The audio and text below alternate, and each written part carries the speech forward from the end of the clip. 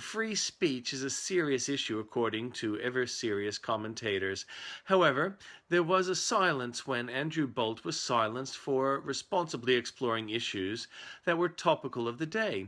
They are still relevant now, but there is a censorship of free speech preventing those issues being exploited in public by the people participating in media feedback.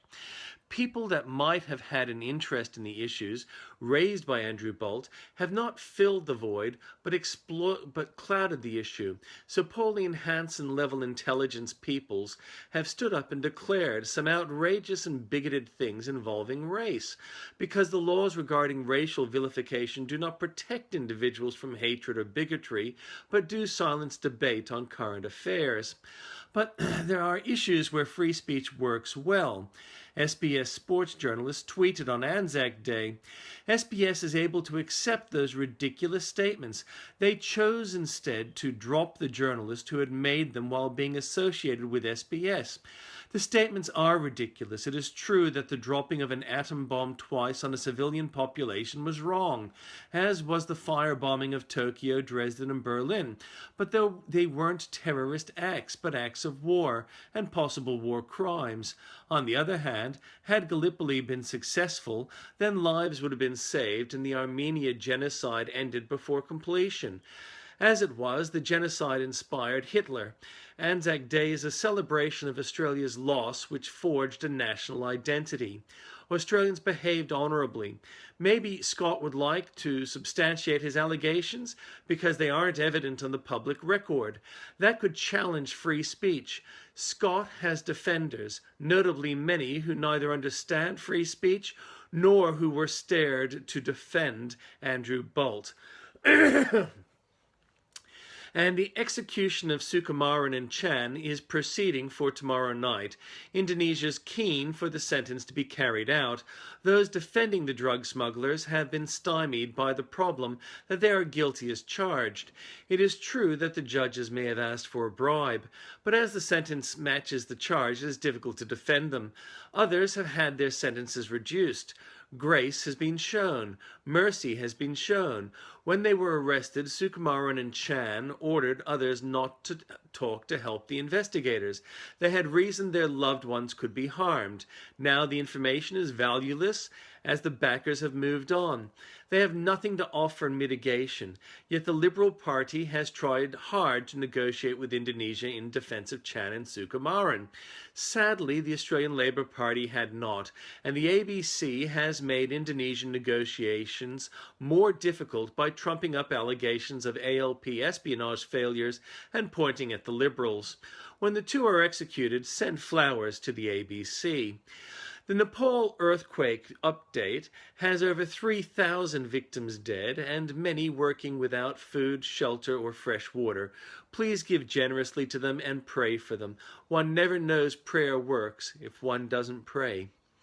In 395, Emperor Arcadius of Rome married Aelia Eudoxia, possibly because he loved her and didn't want her to be a doxy. It was against the machinations of a powerful civil servant, Rufinus.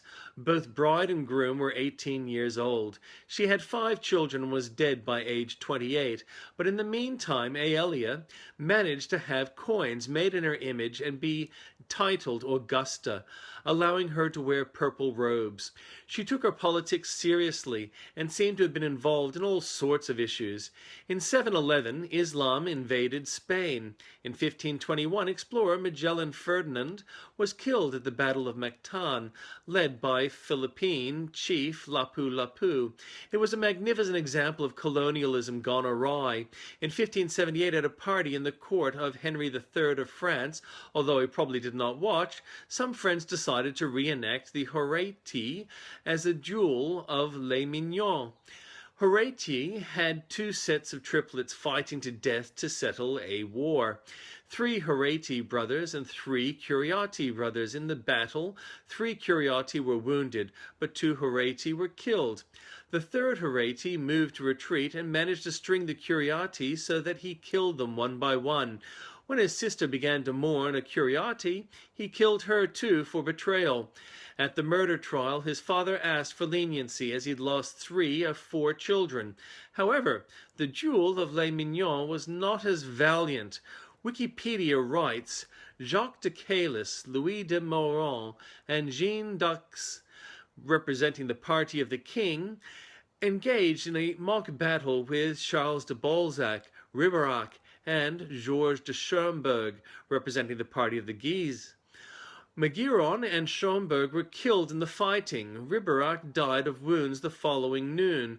Darcy's was wounded in the head and convalesced in a hospital for 6 weeks, while Caylus sustained as many as 19 wounds and died after 33 days of agony. Only Balzac got off with a mere scratch on his arm. This meaningless loss of life impressed itself on the public imagination. Jean Passerat wrote an elegy, Plante de Cléophon, on the occasion. In the political treatise La Théâtre de France, the duel was invoked as the Day of the Pigs, who killed each other in the precinct of St. Paul, serving him in the Muscovite manner. Michael Montand decried the event as an image de cowardice, and Pierre Brantôme connected it with the deplorable spread of the Italian and Gascon manners at Henry's court. The incident accelerated the estrangement between the two Henrys. In 1667, a blind and impoverished John Milton sold his manuscript of Paradise Lost for £10. In 1749, the first performance of George Friedrich Handel's music for the Royal Fireworks in Green Park, London, in 1805 at the First Barbary War, parts of the Marines' hymn was born when U.S. Marines attacked Berbers at the Tripolitan city of Dernia. In 1810, Beethoven composed Für Elise. In 1865, the steamboat Sultana, carrying 2,400 Union POWs home, blew up, killing 1,800. In 1945, Italian partisans arrested Mussolini, fleeing in a German uniform. In 1981, Xerox PARC introduced the computer mouse. In 1994, South Africa had the first general election in which blacks could vote. It was on the 1950 anniversary of the introduction of apartheid. Sadly, ANC won.